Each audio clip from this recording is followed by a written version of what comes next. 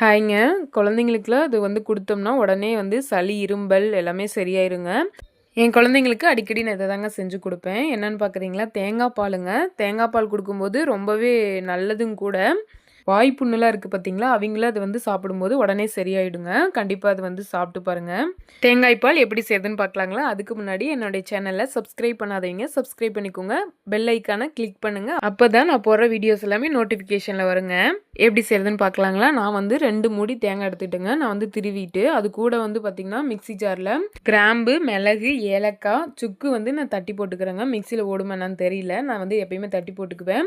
இது கூட பார்த்தீங்கன்னா, திப்பிலிங்க ரொம்ப போட்டுறக்கூடாது. கொஞ்சமா போதும். அதே மாதிரி இந்த மிளகுலாம் போட்டேன் பார்த்தீங்களா, நான் குழந்தைங்களுக்கு தரதுனால 2 கிராம்பு, 4, 5 மிளகு அவ்வளோதாங்க சேர்த்திக்கிட்டேன். பெரியவங்களுக்குனால கொஞ்சம் சேர்த்தி போட்டுக்கோங்க. தேங்காய் பால் எடுக்கிறதுக்காக 2 தடவ மட்டும் தண்ணி ஊத்தி அரைச்சா மட்டும் போதுங்க. அதுக்கு மேல நம்ம வந்து மறுபடியும் அரைக்க வேண்டாம்.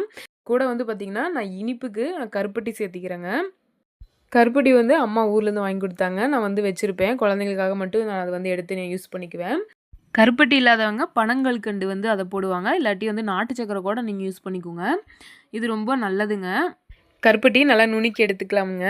இது கூட பார்த்தீங்கன்னா, அந்த பால் வந்து நான் புழிஞ்சுக்கிறேன். அதுக்கப்புறமா கடைசியா ஒருக்க நீங்க வந்து வடிகட்டிக்கோங்க. ஏன்னா, அந்த கருப்பட்டியில வந்து ஒரு கசடுலாம் இருக்கும். அதே மாரி தேங்காய் பால் இதுவும் வந்து அண்டி இருக்கும். மறுபடியும் ஒருக்க நீங்க வந்து வடிகட்டி எடுத்துக்கோங்க. இப்ப இந்த பால வந்து லைட்டா அடுப்புல வச்சு சூடு பண்ணிக்கலாங்க. ரொம்ப வந்து சூடு பண்ணிற வேண்டாம். ஏன்னா, அது திரிஞ்சிரும். லைட்டா கை பொறுக்கிற அளவுக்கு இருந்தா மட்டும் போதும். ஆஃப் பண்ணிக்கோங்க. இது வந்து தோசைக்கு, இடியாப்பம் இல்லாட்டி வந்து சந்தகம் தெரியுங்களா? அதுக்கு வந்து ரொம்ப சூப்பரா இருக்கும். இந்த சுக்கு, மிளகெல்லாம் கூட சேர்த்தாம வெறும் ஏலக்காய் மட்டும் போட்டு அரைச்சு அது கூட நம்ம எடுத்துக்கலாம். சூப்பரா இருக்குங்க. எனக்கு ரொம்ப பிடிக்கும். நான் வந்து தோசைக்கு எடுத்துக்கிட்டேங்க. நாங்க எல்லாருமே வந்து நைட்டுக்கு இதுதாங்க எடுத்துக்கிட்டோம். எக்ஸ்ட்ரா இருந்த பால குட்டீஸ்க்கே வந்து டம்ளர்ல ஊத்தி குடுத்தேங்க, குடிச்சிட்டாங்க. இது போல உங்க வீட்லயும் குழந்தைங்க இருந்தாங்கன்னா, இது குடுத்து பாருங்க. கண்டிப்பா சளி சரியாயிடும்.